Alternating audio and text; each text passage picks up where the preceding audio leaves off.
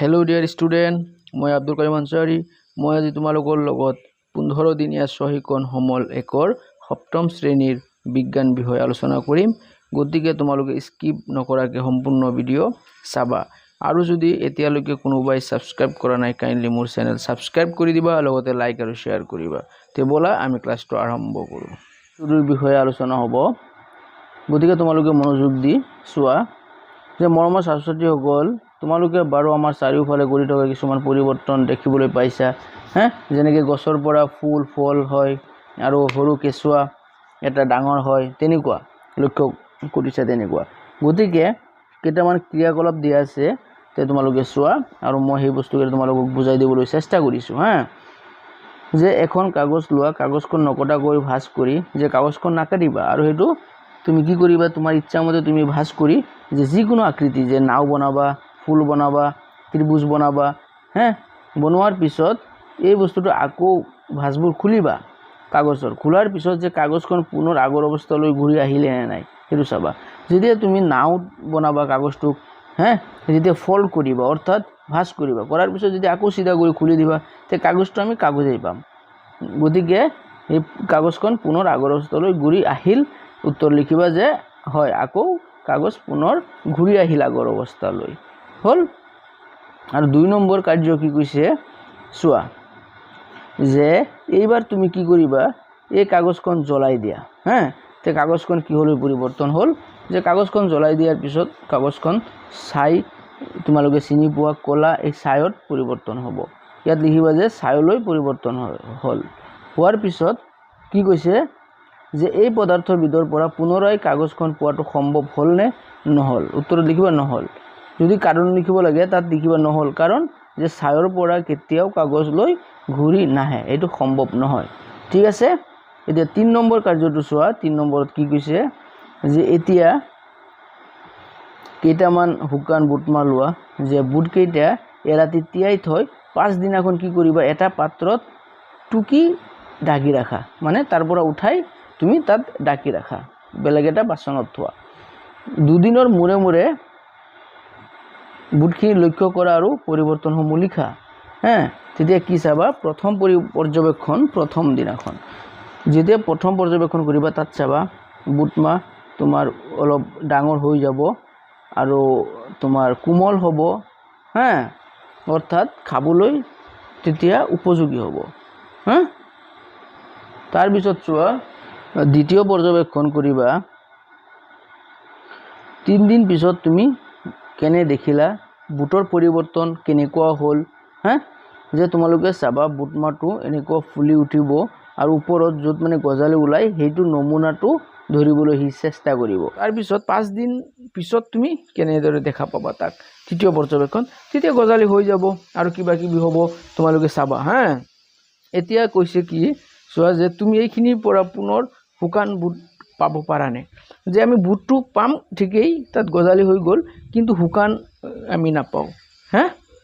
তাৰ পিছত কি কৈছে যে ওপৰৰ এই তিনিটা ক্ৰিয়াকলাপ পৰ্যবেক্ষণ কৰি কি পাৰ্থক্য দেখিলা চমুকৈ লিখা তোমালোকে কেনেদৰে উত্তৰত লিখিবা মই বুজাই দিছো যে ওপৰৰ তিনিটা কাৰ্যৰ পৰা আমি এইটোই বুজি পালো কেইটামান প্ৰক্ৰিয়া পুনৰ আগৰ অৱস্থালৈ ঘূৰি আহিল যেনেদৰে তোমাৰ কাগজ এটো ভাঁজ কৰাৰ পিছত আকৌ এই কাগজটো পালো আৰু দ্বিতীয় নম্বৰ যেটো আছিল যে কাগজখন আমি পুৰি দিয়াৰ পিছত বা জুইত জ্বলাই দিয়াৰ পিছত ছাই হৈ গল আৰু সেই ছাইৰ পৰা আকৌ পুনৰ কাগজখন নাপালো এইটোৱে পাৰ্থক্য যে বুটমা হুকান বুটমা তিয়াই থোৱাৰ পিছত 5 দিন পিছত আমি সেই বুটমাটো আকৌ হুকান বুটত পৰিৱৰ্তন কৰিব নোৱাৰিলো এইটোৱেই হল মূল পাৰ্থক্য তোমালোকে দেখিবলৈ পাইছা চোৱা এটা শৰ্ট নোটস দিছে যে উপৰোক্ত ক্ৰিয়াকলাপ তিনিটাৰ পৰা আমি শিকিলো যে তোমালোকে কি শিকিলা ইয়াত লিখি দিছে যে কিছুমান পৰিৱৰ্তন বিপৰীতমুখী অৰ্থাৎ পৰিৱৰ্তন হোৱাৰ পিছতো আগৰ অৱস্থাত ঘূৰাই পাব পাৰি মানে কিছুমান পৰিৱৰ্তন এনেকুৱা হয় যে আকৌ পুনৰ আগৰ অৱস্থালৈ পুনৰাই ঘূৰাই নিব পাৰি যেনেদৰে নেকি তোমাৰ ধৰি লোৱা কাগজ এটো ভাঁজ কৰাৰ পিছত আকৌ ভাঁজ খুলি দিয়াৰ পিছত আগৰ কাগজটো আমি পালো যেনেদৰে পানী পানীটো যদি তুমি খাই দিয়া হেতু ঘূৰি নাহে গতিকে সেই ক্ষেত্ৰত তোমাৰ কি হ'ব যে বিপৰীতমুখী নহয় কিছুমান পৰিৱৰ্তন বিপৰীতমুখী নহয়, যেনেদৰে পানীটো এবাৰ খাই দিলে এইটো আকৌ ঘূৰি নাহে, যেনেকৈ কাগজটো পুৰি দিয়াৰ পিছত ঘূৰি নাহিল সেইটো অৱস্থা। অৰ্থাৎ পৰিৱৰ্তন হোৱাৰ পিছতো পুনৰ আগৰ অৱস্থালৈ ঘূৰাই পাব নোৱাৰি। মানে কাগজটো পুৰি দিয়াৰ পিছত আকৌ পুনৰ অৱস্থালৈ ঘূৰাই পাব নোৱাৰিলোঁ। যে কিছুমান পৰিৱৰ্তন বিপৰীতমুখী হয় আৰু কিছুমান বিপৰীতমুখী নহয়। পানীৰ উদাহৰণ লোৱা, যে বৰফ, আইচ, এই বৰফটো পানী হ'ব, পানীলৈ পৰিৱৰ্তন হ'ব, আকৌ এই পানীৰ পৰা বৰফ হ'ব, আকৌ বৰফৰ পৰা পানী হ'ব। এইটো পৰিছে কেঁচা কল এটা পকি যোৱা। কেঁচা কল এটা পকাৰ পিছত সেই পকা কলটো আকৌ কেঁচা কল নহয়, অৰ্থাৎ পৰিৱৰ্তনমুখী নহয়। মাটিৰে ৰঙালাও, কল, আপেল তৈয়াৰ কৰা। মাটিৰে তুমি ৰঙালাও, কল, আপেল এইবোৰ তৈয়াৰ কৰাৰ পিছত এই বস্তুটো ভাঙি দিলে আকৌ মাটি পোৱা যাব। এইটো পৰিৱৰ্তনটো বিপৰীতমুখী হয়। চাউলৰ পৰা ভাত ৰন্ধা, এবাৰ ভাত ৰান্ধিলে চাউলৰ পৰা আকৌ সেই ভাতৰ পৰা চাউল গুৰি নাহে, অৰ্থাৎ এইটো বিপৰীতমুখী নহয়। গাখীৰৰ পৰা দৈ হোৱা, গাখীৰ দৈত পৰিণত হোৱাৰ পিছত দৈটো আকৌ কেতিয়াও গাখীৰলৈ ঘূৰি নাহে, এইটো বিপৰীতমুখী নহয়। কুঁহিয়াৰ পৰা ঘূৰ প্ৰস্তুত কৰা, কুঁহিয়াৰৰ পৰা ঘূৰ প্ৰস্তুত কৰি সেই ঘূৰৰ পৰা আকৌ কুঁহিয়াৰ নাহে, গতিকে এইটো বিপৰীতমুখী নহয়। পানী বৰফ হোৱা, পানীৰ পৰা বৰফ হোৱা, আকৌ বৰফৰ পৰা পানী পাম, যেনেকৈ অলপ আগতে মই বুজাই দিলোঁ, গতিকে এইটো বিপৰীতমুখী হয়। তাৰপিছত মম এডাল জ্বলি যোৱা, মম এডাল যদি জ্বলি যায় তেতিয়া জ্বলি গ'লে কি গলি যাব, গলি যোৱাৰ পিছত এই মমটো আকৌ ঘূৰাই নোপোৱা, এইটো বিপৰীতমুখী নহয়। এতিয়া তোমালোকে ইয়াত দেখিব পাইছা কোনবোৰ বস্তু বিপৰীতমুখী হয় নহয়। আৰু এটা বস্তু দিছে 8 নম্বৰ, যে কাঠ, বাঁহৰ পৰা বিভিন্ন সামগ্ৰী তৈয়াৰ কৰা। যদি কাঠৰ পৰা তুমি চকী, ডেস্ক, বেঞ্চ এইবোৰ কাটি যদি কিবা এটা বনোৱা, তাৰপিছত এই বাঁহ কাটি যদি বিচনী টিচনি ইত্যাদি বস্তু বনোৱা, তেতিয়া তাৰ পৰা বাঁহটো ঘূৰাই নোপোৱা, বা কাঠটো বনালে সেই কাঠটো ঘূৰাই নোপোৱা, কিন্তু কাঠৰ মানে কিবা পাবা তুমি, ধৰি লোৱা টুকুৰা পাবা, গতিকে এইটো বিপৰীতমুখী মানে নহ'ব এইটো। এতিয়া বিজ্ঞানৰ আৰু এটা চেপ্টাৰ দিছে, যিটো নেকি পানী। এইটো ক্লাছ 6ৰ হয়, কিন্তু তোমালোকৰ যিটো ক্লাছ 1 হয় সেইটো কাৰণে 7ম শ্ৰেণীৰ পুনৰ আলোচনাত দিছে, গতিকে তুমি মনোযোগ দি চোৱা। যে পানীৰ ব্যৱহাৰ, তোমালোকে জানা, পানী আমাৰ অতি দৰকাৰী, পানী নহ'লে আমাৰ জীৱ বা আমি জীয়াই থকা সম্ভৱ নহয়। চোৱা পানীৰ ব্যৱহাৰ। মৰমৰ ছাত্ৰ ছাত্ৰীসকল, তোমালোকে জানা যে পৃথিৱীৰ পৃষ্ঠভাগৰ প্ৰায় 71% পানী আগুৰি আছে। পৃথিৱীৰ এই মুঠ পানীভাগৰ 2.5% হে সতেজ পানী, অৰ্থাৎ ভাল পানী 2.5%, এইকেইটা সতেজ পানী, আৰু বাকী 98.8% বৰফ আকাৰে জমা হৈ থাকে, আৰু ভূমিৰ অভ্যন্তৰত থকা পানী কিমান 98%, মনত ৰাখিবা। আৰু 2.5% সতেজ পানীৰ ভিতৰত তোমালোকে মাত্ৰ 1.2% পানীহে খাব পাৰিবা। আমি যে খাওঁ এইটো অনলি তোমাৰ 100% পানীৰ ভিতৰত আমি 1.2% হে খোৱাৰ বাবে উপযোগী হয়। তাৰপিছত চোৱা, জনসংখ্যা বৃদ্ধিৰ লগে লগে মানুহৰ মাজত খোৱা পানীৰ নাটনি দেখা দিছে। দৈনিক এজন মানুহৰ 20ৰ পৰা 40 লিটাৰ পানী দৰকাৰ হয়, প্ৰত্যেক দিনাখন এজন মানুহ। হিচাপ কৰা পৃথিৱীৰ যিমান জনসংখ্যা আছে তাত কিমান আছে, 7.9 বিলিয়ন জনসংখ্যা আছে, আৰু সেই 7.9 বিলিয়ন, 1 বিলিয়ন মানে 1000 মিলিয়ন, আৰু 1 মিলিয়ন 10 লাখ। হিচাপ কৰা কিমান মানুহ, সেইটো প্ৰত্যেকজন মানুহ যদি তোমাৰ 20ৰ পৰা 40 লিটাৰ পানী ব্যৱহাৰ কৰে, তে মুঠ পানী কিমান লাগিব, কল্পনা কৰিব পাৰিছা? বহুত পানী দৰকাৰ হয়। সুস্থ মানুহ এজনক দৈনিক খোৱাৰ বাবে 2.7 লিটাৰ পানী দৰকাৰ। কিমান? 2.7 লিটাৰ। যে সমগ্ৰ বিশ্বত এদিনত খোৱা পানী 5 বিলিয়ন ঘনমিটাৰ প্ৰয়োজন হয়। অনলি খোৱাৰ ক্ষেত্ৰত তোমাৰ 5 বিলিয়ন পানী লাগে। 1 বিলিয়ন মানে 1000 মিলিয়ন লিটাৰ ঘনমিটাৰ। যে তোমালোকে নিশ্চয় জানা যে এতিয়াও সকলোৰে বাবে এই বিশুদ্ধ খোৱা পানী যোগান ধৰাটো সম্ভৱ হোৱা নাই। অৰ্থাৎ প্ৰাকৃতিক সম্পদ হিচাপে পানী ব্যৱহাৰৰ ক্ষেত্ৰত আমি সচেতন হৈ পানী সংৰক্ষণ কৰাটো অতি প্ৰয়োজনীয়। গতিকে আমি পানী ব্যৱহাৰৰ ক্ষেত্ৰত মিতব্যয়ী সজাগ হয়নে? এটা কাৰ্যৰ সহায়ত আমি এই কথাটোৰ ব্যাখ্যা কৰিম। কেনেকৈ কৰিম? যে পানীৰ মিতব্যয়ী অৰ্থাৎ ইকনমিক হ'ব লাগে, যে য'ত যেনেকৈ দৰকাৰ তেনেকৈ ব্যৱহাৰ কৰিবা। বেছি পানী ব্যৱহাৰ কৰিব নালাগে, য'ত যিমান দৰকাৰ সেইটো কৰিবা। ইয়াতকৈ বেছি কৰিলে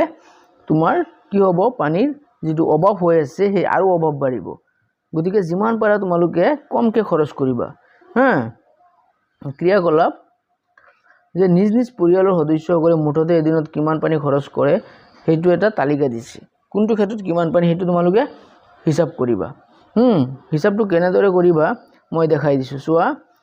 প্ৰথমতে দিয়া আছে কামৰ ধৰণ কোনকেইটা কামত কি কিমান পানী ব্যৱহাৰ কৰে যে এজনৰ বাবে এদিনৰ পানী খোৱা পানী প্ৰয়োজন হোৱা পানী লিটাৰ ধৰ মুখ ধোৱা গা ধোৱাৰ ক্ষেত্ৰত এজনৰ এদিনত কিমান পানী লাগে 2 লিটাৰ লাগে না 1 লিটাৰ লাগে না 5 লিটাৰ লাগে এটো লিখিবা আৰু এটো জুখিবলৈ তোমালোকে ব্যৱহাৰ কৰিবা মগ ধৰি লোৱা 5 মগ 6 মগ বা বালতি কিমান বালতি লাগে আৰু এটা বালতিত কেই মগ লাগে হেতু ইয়াত লিখিবা তাৰ পিছত যে সদস্য কিমানটা আছে ধৰি লোৱা সদস্য আছে তোমালোকৰ ফ্যামিলিত 4 জন টোটাল তে 4 ইনটু ইয়াত যদি 10 লিটাৰ পানীৰ প্ৰয়োজন হয় তেতিয়া তাত কিমান দিনটোত প্ৰয়োজন সৰ্বমুঠ পানী কিমান হ'ব 40 লিটাৰ 40 লিটাৰ লাগে মুখ ধোৱা বা গা ধোৱাৰ ক্ষেত্ৰত 40 লিটাৰ পানী লাগে নিৰ্দিষ্ট কামত পানী ব্যৱহাৰ কৰাৰ পিছত এই পানীটো আকৌ বেলেগ কামত ব্যৱহাৰ তোমালোকে কৰা নাই তাৰ মানে এই পানীটো তোমালোকে ধৰি লোৱা ফুলৰ বাগিচাত দিয়া বা খেতিত ব্যৱহাৰ কৰা নাই হেতু কৈছে এই তাৰ পিছত 2 নম্বৰত কি কৈছে খোৱাৰ বাবে যে তোমালোক খোৱাৰ বাবে এজন মানুহৰ কিমান পানী লাগে প্ৰতিদিনাখন ধৰি খোৱাৰ বাবদ ইয়াত আছে যে 2.7 লিটাৰ পানী এজনৰ খোৱাৰ বাবদ লাগে তো সদস্য কিমান আছে 4 জন 4 ইনটু ইমান যিমান হ'ব ইমান লিটাৰ হল গতি এই পানীটো আমি আকৌ ব্যৱহাৰ কৰিব নোৱাৰিম কাৰণ ইয়াত তোমালোক ক্ৰছ চিন দিছে যে কাপোৰ ধোৱাৰ ক্ষেত্ৰত কিমান পানী লাগে ধৰি লোৱা 5 লিটাৰ পানী লাগে তে কেইজন 4 জনৰ কাৰণে কিমান 20 লিটাৰ এই পানীটো আকৌ বেলেগত ব্যৱহাৰ কৰা নাই কাপোৰ ধোৱা পানী তোমালোকে জমা কৰি ৰাখি যেতিয়া তোমালোকে ৰাতিপুৱা পায়খানা কৰিবলৈ যোৱা বা পেচাব কৰিব যোৱা তাত এই পানীটো ব্যৱহাৰ কৰিব পাৰা বাসন বৰ্তন ধোৱাৰ ক্ষেত্ৰত কিমান পানী লাগে 4 জনৰ কাৰণে ইয়াত লিখিবা ৰন্ধন কাৰ্যৰ বাবে কিমান পানী লাগে আৰু ৰান্ধাৰ ক্ষেত্ৰত চাউলত দিয়া ভাতত দিয়া এই তোমাৰ তৰকাৰীত দিয়া সেই পানীটো আকৌ ব্যৱহাৰ কৰিব নোৱাৰিবা গতিকে এইটো কাৰচিন দিছে শস্য ফুলত দিয়াৰ বাবে কিমান পানী লাগে এইটো কিমান জনৰ কাৰণে এইটো দৰকাৰ নাই কাৰণ তোমালোকৰ এটা যদি ফ্যামিলি তাত এটা বাগিচা বা শস্য ফুল আছে তাত কিমান দিয়া ইয়াত লিখিবা এইটো আকৌ বেলেগ ব্যৱহাৰ কৰিব নোৱাৰিবা তে এতিয়া যে টোটাল পানী কিমান ব্যৱহাৰ হল এইটো কিমান পানী লাগিলে টোটাল এদিনত মানে পানী কিমান খৰচা হল আৰু টোটাল পানী মানে কিমান খৰচ হল তোমালোকৰ পৰিয়ালৰ খৰচ কিমান হল তে সেই পানীটো আকৌ তোমালোকে বেলেগ মানে তোমালোকে ৰূপান্তৰ কৰি বা বেলেগ ঠাইত তোমালোকে ব্যৱহাৰ কৰিব পাৰিছা নে নাই এইটো ইয়াত লিখিবা এইটোই হল হিসাব যে তোমালোকে এই তালিকাখন যে পূৰ কৰিলা তাৰ পৰা আমি সাধাৰণতে ব্যৱহাৰ কৰা পানী কিমান অতিৰিক্ত ভাবে ব্যৱহাৰ কৰো মানে কিমান পানী বেছি ব্যৱহাৰ কৰো যিকেইটা পানী আমাৰ দৰকাৰ নাই দৰকাৰ নথকা পানী আমি বেছি ব্যৱহাৰ কৰো এই হিসাবটো ইয়াত ওলাব যে কিমান পানী পুনৰ ব্যৱহাৰ কৰিব পাৰি কিমান পানী আকৌ তোমালোকে ইউটিলাইজ কৰিব পাৰিছা ব্যৱহাৰ কৰিব পাৰিছা এই কথাখিনি তোমালোকে পৰ্যবেক্ষণ কৰা চমুটোকা লিখা আৰু এইটোৰ কাৰণে তোমালোকে পাঠটো পঢ়িব পাৰিবা যে তোমালোক কিতাপ আছে এই 6 ৰ পানীৰ পাঠ তোমালোকে পঢ়ি তাত লিখিব পাৰিবা চমুটোকা কেনেদৰে লিখিবা মই এইটো তোমালোকক দেখাই দিছো যে পইণ্ট দি লিখিবা 1 2 3 তেনেকৈ পইণ্ট দি লিখিবা যে প্ৰথমতে যে তোমালোকে যে পানী ব্যৱহাৰ কৰিলা কিমান পানী তোমালোকৰ ফ্যামিলিৰ দৰকাৰ হল এটো তাৰ পিছত লিখিবা যে কিমান পানী মানে খৰচা কৰিব নালাগিছিলে কৰিছো ইমান অতিৰিক্তভাৱে পানী ব্যৱহাৰ কৰিছা 2 নম্বৰ পইণ্টত লিখিবা আৰু 3 নম্বৰ পইণ্টত লিখিবা যে তোমালোকে ব্যৱহাৰ কৰা পানী কিমান আকৌ তোমালোকে ইউটিলাইজ বেলেগ ঠাইত ইউটিলাইজ কৰিব পাৰিছা ব্যৱহাৰ কৰিব পাৰিছা যেনেকৈ যে গা ধোৱাৰ পানীটো মুখ ধোৱাৰ পানীটো হেতু তোমালোকে ফুলৰ বাগিচাৰ কাৰণে ৰাখি থৈছা বা কাপোৰ ধোৱা পানীটো জমা কৰি ৰাখি এটো তোমালোকে পায়খানাত ব্যৱহাৰ কৰিবলৈ চেষ্টা কৰিছা সেই বস্তু লিখিব লাগে 3টা পইণ্টত 3টা বস্তু লিখি দিবা দুটা বাক্য বুজি পালা তলৰ যিবোৰ প্ৰশ্ন আছে সেই প্ৰশ্নৰ উত্তৰ দিবলৈ যত্ন কৰা মই দেখাই দিছো যে পৃথিৱীৰ কিমান শতাংশ খোৱাৰ উপযুক্ত পানী only 1.2% পানী খোৱাৰ বাবে উপযোগী হল 2 নম্বৰ প্ৰশ্ন কি দিছে যে এজন সুস্থ মানুহৰ দৈনিক কিমান পানী লাগে কিমান পানীৰ আৱশ্যক যে আমি জানো যে খোৱাৰ বাবে 2.7 লিটাৰ পানী দৰকাৰ এজন সুস্থ মানুহৰ হল তাৰপিছত দিছে খোৱাৰ বাহিৰে আমি কি কি কামত পানী কমকৈ ব্যৱহাৰ কৰিব পাৰো যে খোৱাৰ বাহিৰে খোৱাত যিমান লাগে তুমি ব্যৱহাৰ কৰিবই লাগিব আৰু তাৰ বেলেগ বেলেগ কামত যেনে কাপোৰ ধোৱাৰ ক্ষেত্ৰত গা ধোৱাৰ ক্ষেত্ৰত হাত মুখ ধোৱাৰ ক্ষেত্ৰত তোমালোকে পানী কমকৈ ব্যৱহাৰ কৰিব পাৰিবা বেছি পানী ব্যৱহাৰ নকৰিবা তোমালোকৰ এইটো তাৰ মানে যে লিখিবা আইডিয়া কৰি যে কিমান হয় ইমান হ'ব পাৰে ধৰি লৈ তোমালোকে লিখিবা যে একুৰেটটো তোমালোকে তো নাজানিবা কিছুমান পৰিয়াত কম লাগে ইলে নিম্নতম কিমান পানী প্ৰয়োজন হয় যে ইমান পানী হলে এটা চাৰিজনীয়া পৰিয়াল এক মাহত চলি যাব তিমান পানী হিচাপটো লিখিবলৈ যত্ন কৰিবা যেহেতু পানীৰ হিচাপটো তোমালোকে বুজি পালা যদি বুজি পোৱা নাই মোক কমেন্ট কৰি জনাবা মই লিখি দিবলৈ চেষ্টা কৰিম হিচাপ কৰি ধৰি লোৱা এজন মানুহৰ দৈনিক তোমাৰ 10 লিটাৰ পানী লাগে দৈনিক মানে এক দিনত এজনৰ কাপোৰ ধোৱাৰ পৰা মুখ ধোৱাৰ পৰা খোৱাৰ পৰা আদি কৰি 10 লিটাৰ পানীৰ প্ৰয়োজন হয় তে এজনৰ যদি 10 লিটাৰ পানী প্ৰয়োজন হয় এদিনত তেতিয়া হলে 4 জন ফ্যামিলিত তোমাৰ 4 জন মানুহ আছে মানে 4 জনীয়া ফ্যামিলি তে 4 জনে কিমান হ'ব 40 লিটাৰ এক দিনত মানে 4 জনৰ 40 লিটাৰ তেতিয়া হলে এক মাহত অৰ্থাৎ 30 দিনত কিমান হ'ব যে 40 ৰ লগত 30 এৰে পূৰণ কৰিলে কিমান হ'ব 4 3 গুণ 12 অৰ্থাৎ 1200 লিটাৰ এক মাহত 4 জনীয়া ফ্যামিলিৰ প্ৰায় 1200 লিটাৰ পানীৰ প্ৰয়োজন হ'ব মই এটো থুলমূল তোমালোকক বুজাই দিলো তোমালোকে বুজি পাইছা যে 1200 লিটাৰ যদি তোমাৰ প্ৰতি মাহত তোমালোকৰ বা 4 জনীয়া ফ্যামিলিৰ খৰচা হয় তেতিয়া হলে তাৰ পিছৰ বছৰ তোমালোকৰ সুবুৰিত মাহে নিম্নতম কিমান পানীৰ প্ৰয়োজন হয় কম পক্ষে কিমান পানী লাগে এটা সুবুৰিত